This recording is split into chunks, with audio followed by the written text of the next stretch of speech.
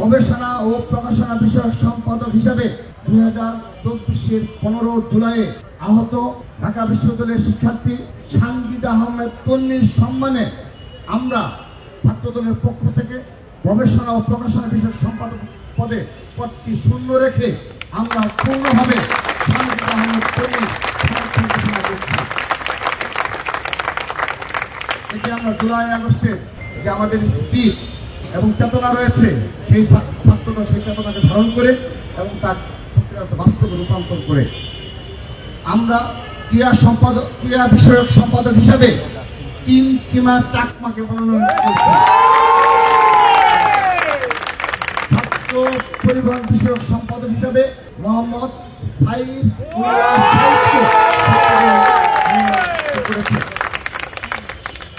সমাজ সেবা সম্পাদক হিসাবে সৈয়দ ইমাম হাসান অনিককে ছাত্রদল মনোনয়ন ঘোষণা করব। ক্যারিয়ার উন্নয়ন বিষয়ক সম্পাদক হিসাবে আমরা মোহাম্মদ আর কানুল ইসলাম রূপককে ছাত্রদলের পক্ষ থেকে মনোনীত করেছি। স্বাস্থ্য পরিবেশ বিষয়ক সম্পাদক হিসাবে ছাত্রদলের পক্ষ থেকে আনোয়ার হুসাইনকে মনোনীত করেছি। মানবাধিকার ও আইন বিষয়ক সম্পাদক হিসাবে মেহেদী হাসান মুন্নাকে ছাত্রদল মনোনীত করেছে।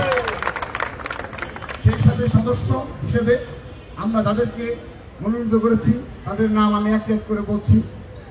1 নম্বর মোহাম্মদ জারিফ রহমান, মাহমুদুল হাসান, নাহিদ হাসান, মোহাম্মদ হাসিবুর রহমান সাকিব, মোহাম্মদ শামীম রানা, ইয়াসিন আরাফাত আলী, মুনিম হাসান ওরফ অঞ্জন রায়, সোয়াইদ ইসলাম অমি, মেহরুন্নেসা কেয়া, ইবনু আহমেদ, শামসুল হক আনান, মুক্তানন্দ পাল।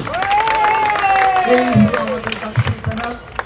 সেই সাথে আনুষ্ঠানিকভাবে এই ডাকসু প্যানেল আমরা বিশ্বাস করি ঢাকা বিশ্ববিদ্যালয়ের সচেতন, সাহসী, মেধাবী, বিচক্ষণ শিক্ষার্থীরা তাদের ভোটাধিকার প্রয়োগের মাধ্যমে ঢাকা বিশ্ববিদ্যালয়ে বাংলাদেশকে নেতৃত্ব দেয় তা প্রমাণের আবারও সুযোগ এসেছে।